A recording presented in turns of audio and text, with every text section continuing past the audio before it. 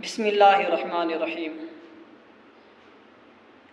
ذی الحجہ کا مہینہ شروع ہونے والا ہے، تو اس مہینے میں اللہ رب العزت کی بارگاہ میں جو سب سے مقبولیت والا عمل ہے وہ ہے قربانی والا عمل۔ قربانی کا عمل ہر امت میں مقرر کیا گیا، البتہ اس کے طریقے اور صورت میں کچھ فرق رہا ہے۔ انہی میں سے قربانی کی ایک عظیم الشان صورت وہ ہے جو اللہ رب العزت نے امت محمدیہ کو عید الاضحیٰ کی قربانی کی صورت میں عطا فرمائی، جو کہ حضرت ابراہیم علیہ السلام کی قربانی کی یادگار ہے۔ احادیث میں نبی اکرم صلی اللہ علیہ وسلم نے قربانی کی بہت زیادہ اہمیت اور فضیلت بیان فرمائی ہے۔ حضرت زید ابن ارقم رضی اللہ تعالیٰ عنہ فرماتے ہیں، صحابہ رضی اللہ عنہ نے عرض کیا، یا رسول اللہ یہ قربانیاں کیا ہیں؟ آپ صلی اللہ علیہ وسلم نے ارشاد فرمایا، یہ تمہارے باپ حضرت ابراہیم علیہ السلام کی سنت ہے۔ صحابہ رضی اللہ عنہ نے عرض کی، ہمارے لیے اس میں کیا اجر و ثواب ہے؟ یعنی ہم جو قربانی کرتے ہیں اس میں ہمارے لیے کیا اجر و ثواب ہے؟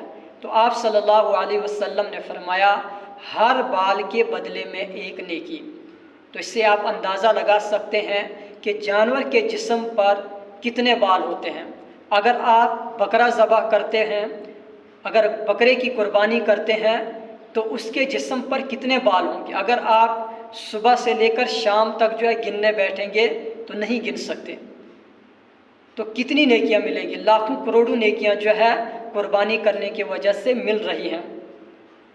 تو آپ صلی اللہ علیہ وسلم نے ارشاد فرمایا، ایام قربانی میں انسان کا کوئی عمل اللہ تعالیٰ کی بارگاہ میں قربانی کے جانور کا خون بہانے سے زیادہ محبوب نہیں ہے، اور قیامت کے روز قربانی کا یہ جانور، یعنی آپ جس جانور کی قربانی کر رہے ہیں، فرمایا کہ قیامت کے روز قربانی کا یہ جانور اللہ رب العزت کی بارگاہ میں اپنے سینگوں، بالوں اور کھروں سمیت آئے گا، اور فرمایا بلا شبہ قربانی کے جانور کا خون زمین پر گرنے سے پہلے اللہ رب العزت کی بارگاہ میں قبولیت کا درجہ پا لیتا ہے۔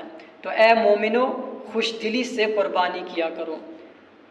اور آپ صلی اللہ علیہ وسلم نے ارشاد فرمایا کہ جب کوئی شخص قربانی کرتا ہے تو اس کے پچھلے تمام گناہ معاف ہو جاتے ہیں۔ تو قربانی کا بہت زیادہ ثواب ہے، اس لیے ہم قربانی کریں، خوش دلی سے کریں اور اللہ رب العزت کی رضا کے لیے کریں، کہ اللہ کے یہاں وہی عمل قبول ہوگا جو اللہ ہی کے لیے کیا ہوگا۔ اس لیے اللہ رب العزت فرماتے ہیں، لَن يَنَالَ اللَّهَ لُحُومُهَا وَلَا دِمَاؤُهَا وَلَكِن يَنَالُهُ التَّقْوَى مِنكُمْ، کہ اللہ رب العزت کو نہ تمہارے خون کی ضرورت ہے نہ تمہارے گوشت کی ضرورت ہے، بلکہ اللہ رب العزت تمہارا تقویٰ دیکھتے ہیں۔ اس لیے قربانی کو خوش دلی سے ادا کریں۔ اور دوسری بات یہ کہ جب ہم جانور کو قربان گاہ لے جائیں، جہاں پر ہم نے قربانی کرنی ہے، جہاں پر جانور کو ذبح کرنا ہے، تو چھری کو پہلے ہی تیز کر لیں۔ جانور کے سامنے چھری کو تیز نہ کریں۔